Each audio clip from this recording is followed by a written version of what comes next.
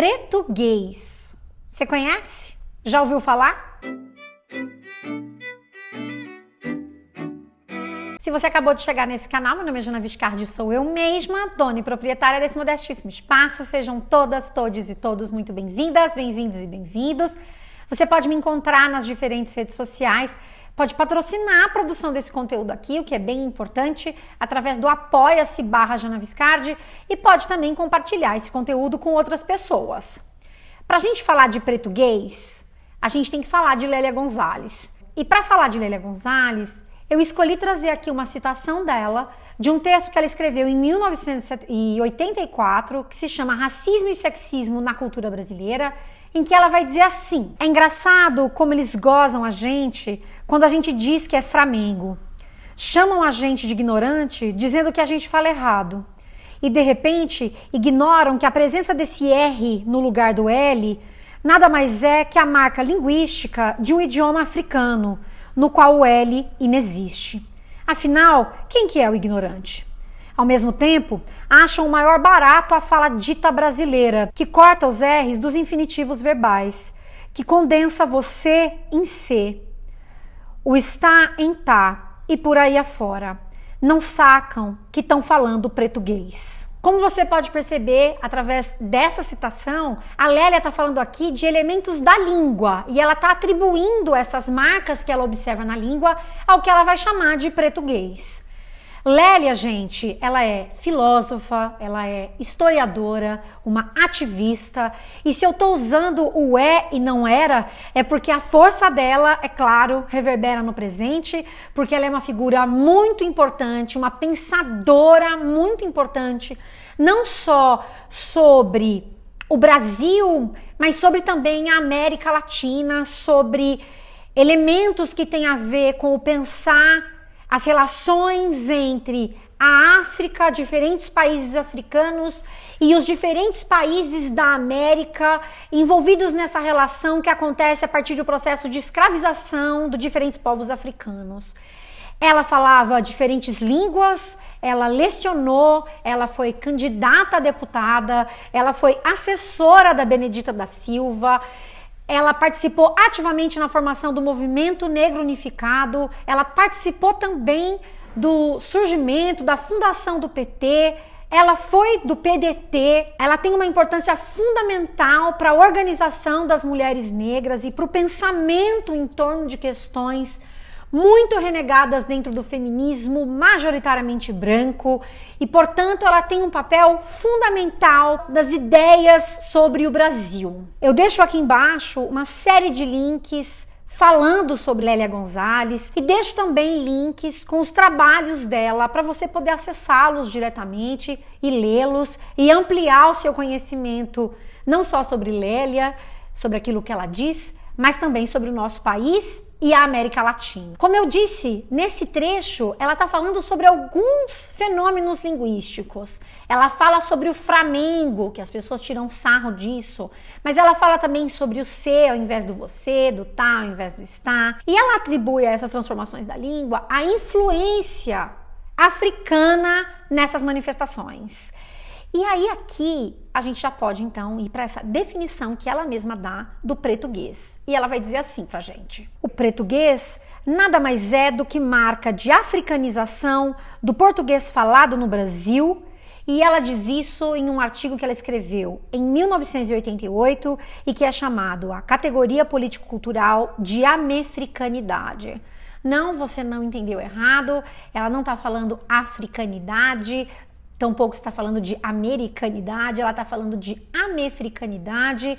O conceito de améfrica é um conceito muito importante para Lélia Gonzalez, para o pensamento de Lélia Gonzalez, para a gente pensar o Brasil. E quando a Lélia está falando dessas marcas importantes de africanização na nossa língua, nessa língua que seria o pretuguês, essa língua afro-brasileira, ela diz uma coisa que eu considero muito interessante e importante, porque a gente vai ver reverberar, evidentemente, nos estudos linguísticos sobre essa língua portuguesa ou essa língua afro-brasileira.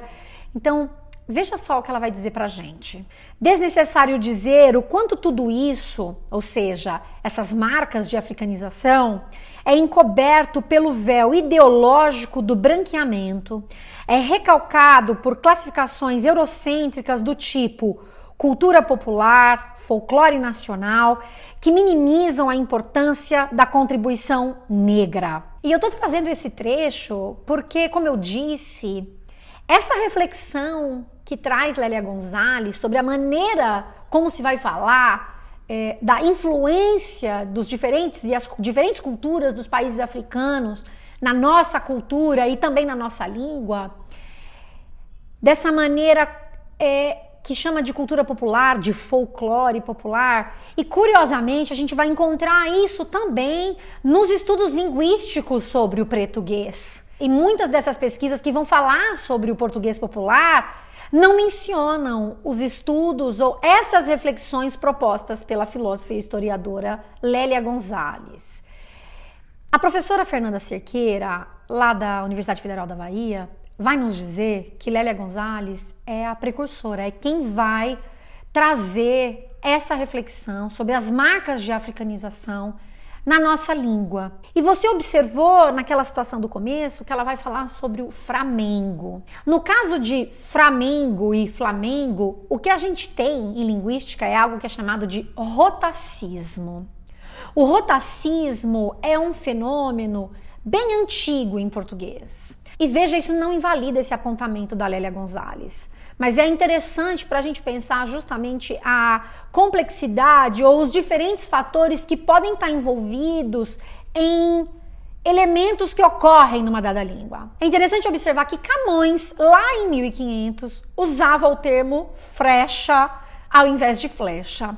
Então isso é algo que vai aparecer em diferentes momentos da história. E aí aqui eu chamo a atenção para você num estudo que também vai ficar destacado aqui embaixo, de Viviane Antonino, em que ela vai falar sobre como se discute essa língua afro-brasileira. Aqui se atribuem algumas transformações dessa língua afro-brasileira. No caso, por exemplo, do rotacismo, há pessoas que vão dizer que esse é um processo natural das línguas e que, portanto, não necessariamente teriam a ver com o contato entre a língua portuguesa vinda dos portugueses de Portugal e dos escravos que aqui estavam forçados nesse processo de escravização. Mas há também outras formas de pensar e de teorizar sobre essas transformações, e uma delas justamente busca compreender as relações entre essas línguas que se puseram em contato. O Brasil é um país de proporções gigantescas. É um país que teve nessa sua formação, digamos assim, um conjunto muito grande de comunidades diferentes e, portanto, de línguas diferentes. Você tinha diferentes línguas autóctones, ou seja, línguas indígenas, que foram, claro, dizimadas por esses exploradores, se é que este é um bom termo.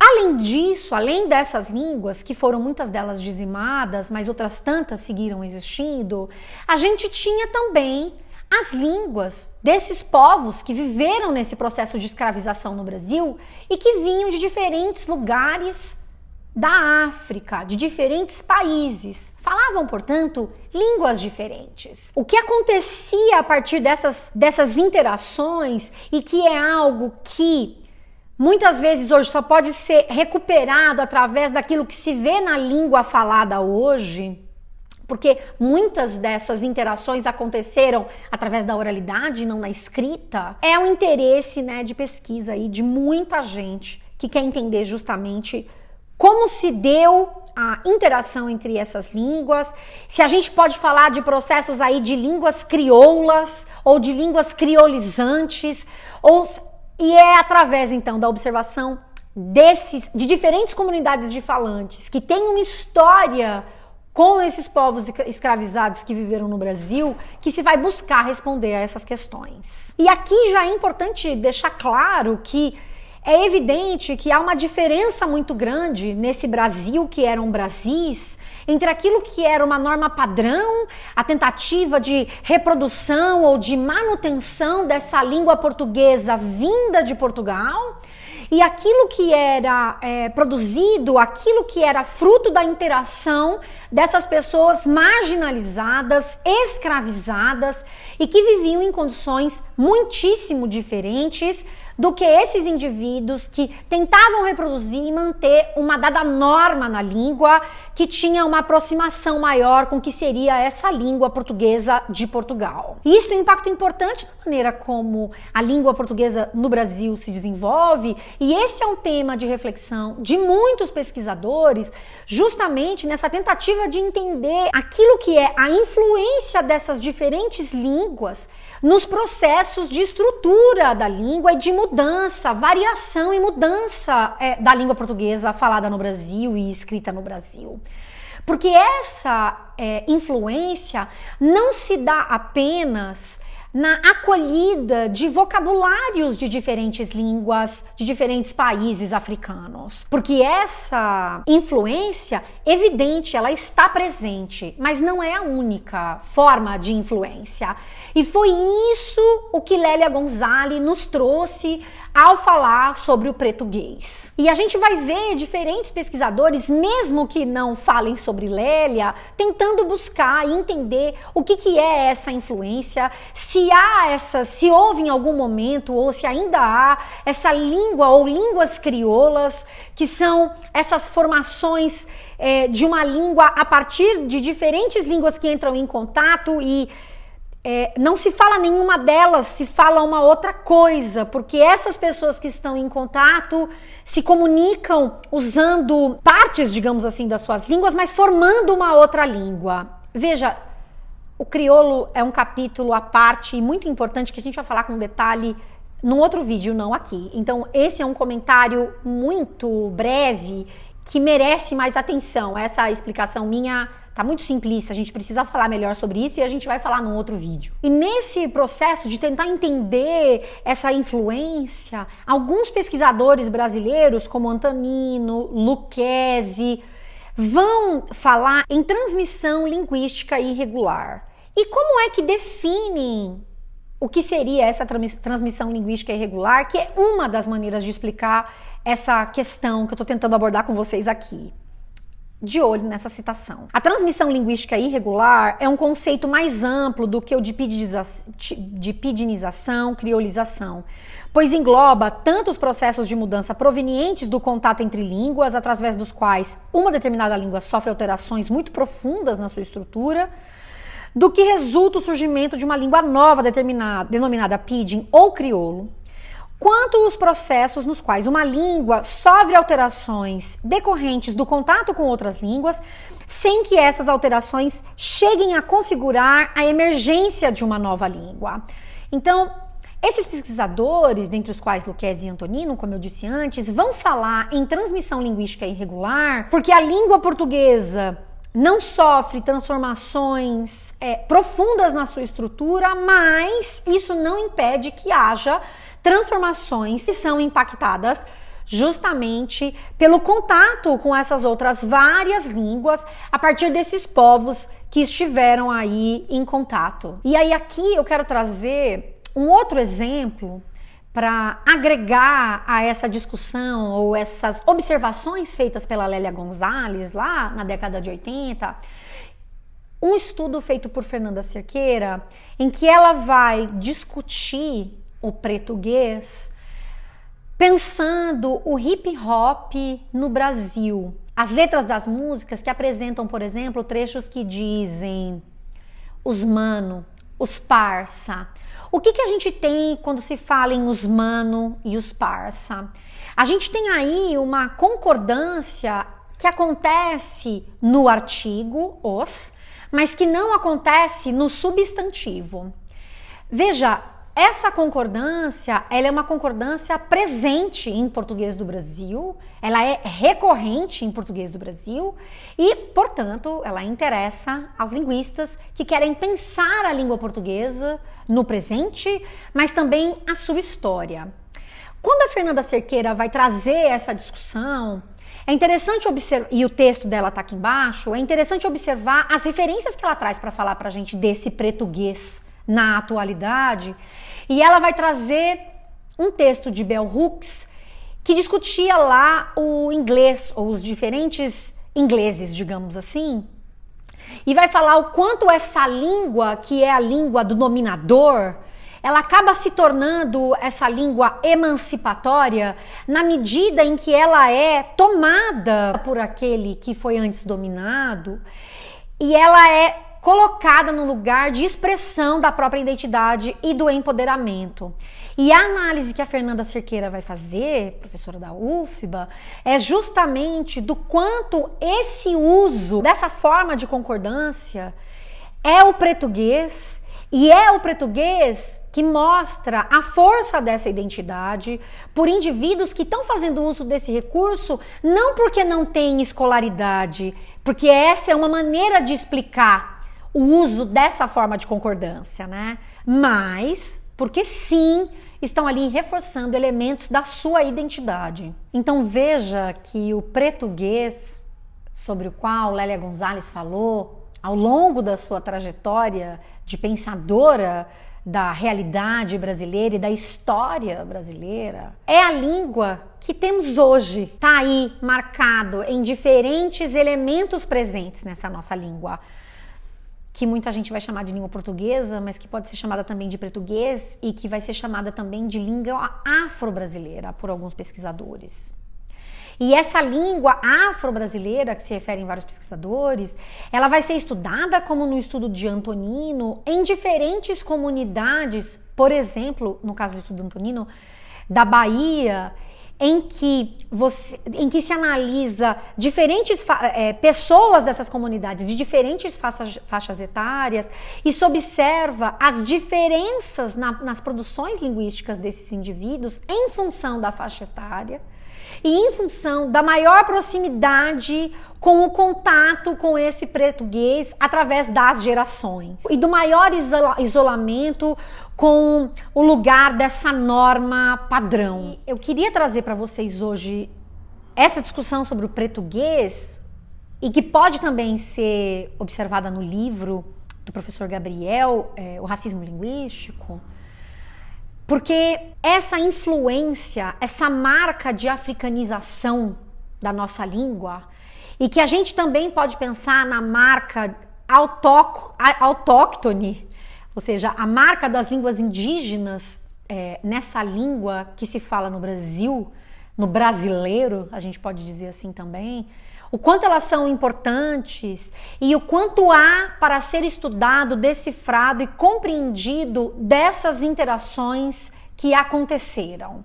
Essas marcas, elas são potência na nossa língua, como aquilo que a gente vê, por exemplo, no estudo da Fernanda Cerqueira sobre o caso do hip hop no Brasil. Não é o único, mas é um exemplo emblemático e importante. A minha sugestão no final agora desse vídeo é que você leia Lélia Gonzalez e leia essas pesquisadoras e pesquisadores que eu trouxe para vocês aqui embaixo. Eu vou finalizar com uma citação do texto da professora Cerqueira, que se chama O Português como Comunidade de Prática, Concordância Nominal e Identidade Racial. Ela diz assim: fazer uso de variantes linguísticas outrora estigmatizadas revela, conforme aponta Cerqueira, 2016, estilo, construção de uma persona social política, consciência das desigualdades raciais e econômicas brasileiras e, consequentemente, em apropriação do fenômeno de não marcação de concordância nominal de número em determinados sintagmas como um elemento emancipatório, Hooks, 2008, produzindo em seu uso novos sentidos oportunos para condições de empoderamento. A língua, ela é muito mais que a norma padrão. A língua é riqueza de variações e de possibilidades que tem a ver com essas marcas, que tem a ver com uma história do Brasil que é marcada por violências, mas que, na voz e vez desses falantes, vai sendo ressignificada através desses movimentos emancipatórios que se dão também através da língua. Um abração para todo mundo que está aí do outro lado e tchau, tchau.